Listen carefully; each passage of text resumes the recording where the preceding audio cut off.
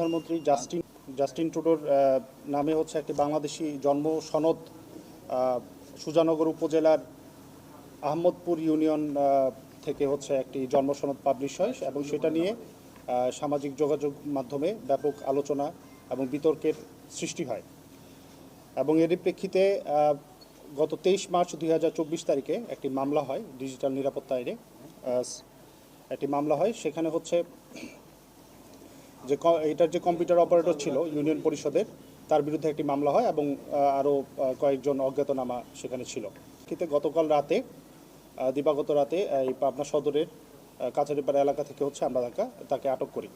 ফাঁকফোকরের বা জ্ঞানের স্বল্পতার যে ফাঁকফোকর, উনিও হচ্ছে নিজেও এই কম্পিউটার বা ডিজিটাল এই প্ল্যাটফর্ম সম্পর্কে খুব একটা অবগত ছিলেন না, যার ফলে চেয়ারম্যান তার পাসওয়ার্ড